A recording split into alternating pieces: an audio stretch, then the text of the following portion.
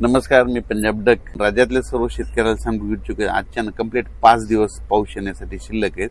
तुम्ही तुमची शेतीची कामे करून घ्या, कारण की राज्यामध्ये 7 ते 14च्या दरम्यान मान्सूनचा पाऊस येणार आहे आणि त्यामध्ये शेतकऱ्याच्या पेरण्या होणार आहे. पण या मान्सूनच्या पावसामध्ये काय होणार आहे, ओढे नाले वाहतील असा पाऊस पडणार आहे, नद्यांना पाणी देखील येणार, पूर देखील येणार आहे, म्हणून हा अंदाज लक्षात. पण या मान्सूनच्या पावसात गारपीट कधी नसते, पण यावर्षी या मान्सूनच्या पावसात मात्र 7 ते 14 मध्ये ठिकठिकाणी गारपीट बघायला भेटणार आहे. म्हणजे ह्या मान्सूनच्या पावसामध्ये देखील गारपीट पाहायला भेटणार आहे. वादळी वारं देखील वाऱ्याचा वेग देखील बघायला भेटणार आहे. पाऊस देखील तसाच पडणार आहे. नद्याला पाणी येणार आहे, ओढे नाले खळखळून वाहणार आहे, म्हणून हा अंदाज लक्षात. तर सांगायचं झालं तर मग ही गारपीट कोणत्या कोणत्या जिल्ह्यात होईल, तर सर्वप्रथम आपण विदर्भाकडून घेऊ. विदर्भात देखील काय होणार आहे, वर्धा, नागपूर, भंडारा, गोंदिया, चंद्रपूर, यवतमाळ या भागात देखील काय होणार आहे, 7 ते 14 म्हणजे 10 ते 14च्या दरम्यान तिकडं पाऊस पण पडेल आणि गारपीट देखील होईल, ओढे नाले वाहतील, म्हणून ही अंदाज पूर्व विदर्भातल्या शेतकऱ्यांना लक्षात. त्याच्यानंतर अमरावती, अकोला, बुलढाणा, यवतमाळ, वाशिम, नांदेड ह्या पट्ट्यातल्या शेतकऱ्याला सांगू इच्छितो की तुमच्याकडे देखील काय होणार आहे, 1 जून ते 5 जून तर हे भाग बदलत पाऊस पडणारच आहे. पण त्या व्यतिरिक्त काय होणार आहे, 7 ते 14 मध्ये जे पाऊस येईल मान्सूनचा, त्याच्यामध्ये पाऊस पण पडणार आहे, गारपीट पण होणार आहे, नदी नाल्यांना पाणी देखील येणार आहे, ओढ्यांना खळखळून वाहणार आहे, म्हणून ह्या जिल्ह्यात ह्या पट्ट्यातल्या शेतकऱ्यांना लक्षात येतं.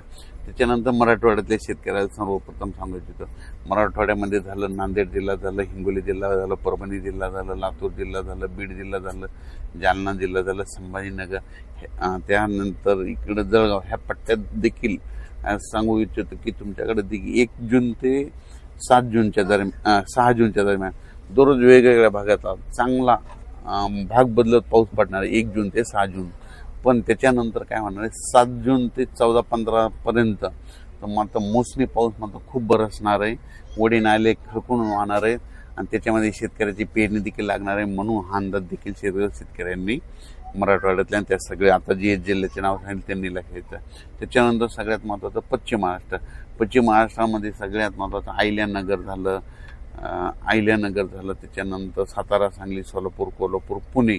त्या पुणेकरांना देखील या आता मोसमी पावसामध्ये गारपीट बघायला भेटणार. पुण्याच्या पूर्व भाग म्हणजे बारामतीकडं देखील खूप गारपीट पाहायला भेटणार आहे, इकडं सांगलीकडे देखील गारपीट पाहायला भेटणार आहे, सोलापूरकडे गारपीट पाहायला भेटणार आहे, लातूरला जास्त गारपीट पाहायला भेटणार आहे, सगळ्यात जास्त. बीड जिल्ह्यात देखील सगळ्यात जास्त गारपीट पाहायला भेटणार आहे. त्याच्यानंतर इकडं सातारा जिल्ह्यात ओढे नाले वाहणारा पाऊस पडणार आहे. त्याच्यानंतर इकडं अहिल्यानगरमध्ये देखील पाऊस पण पडणार आहे, गारपीट पण होणार आहे, ओढे नाले देखील वाहणार आहे. म्हणून 1 ते 5चा ही अंदाज भाग बदलतचा घ्यायचा आणि त्यानंतर 7 ते 14 मध्ये देखील मान्सूनचा खूप पाऊस पडणार आहे, म्हणून ही देखील लक्षात. त्याच्यानंतर उत्तर महाराष्ट्राकडे नाशिक, नंदुरबार, धुळे जिल्ह्यात त्या भागात देखील काय होणार, तिकडे देखील पाऊस पण पडणार आहे आणि काही काही भागात गारपीट पण होणार आहे, म्हणून अंदाज लक्षात. त्याच्यानंतर हे कोकणपट्टी, घाटमाता परिसर मात्र तिकडे मुसळधार पाऊस ते चालूच राहणार आहे, म्हणून ते कोकणपट्टीच्या विभागातले अंदाज त्यांनी देखील लक्षात येतात. पण राज्यात सांगायचं झालं तर 3, 4, 5 तारखेपर्यंत दररोज विखुरलेल्या स्वरूपाचा भाग बदलत पाऊस पडणार आहे. त्याच्यामध्ये गारपिटीचं प्रमाण असणार आहे, वाऱ्याचं प्रमाण असणार आहे, म्हणून स्वतःची काळजी घ्या, पाळीव प्राण्याची काळजी घ्या. पण त्याच्यानंतर मात्र 7 जून ते 15 जूनच्या दरम्यान जे मान्सूनचा पाऊस येईल त्यामध्ये मात्र पाऊस देखील जास्त पडणार आहे, गारपीट देखील राहणार आहे, ओढे नाल्याला पाणी देखील येणार आहे, म्हणून हा अंदाज लक्षात. आणि जमिनीमध्ये जर ईदभर ओल गेली तर तुम्ही तुमचा पेरणीचा निर्णय घेऊ शकता. अचानक वातावरण बदल झाला तर परत एक मेसेज दिला जाईल. धन्यवाद.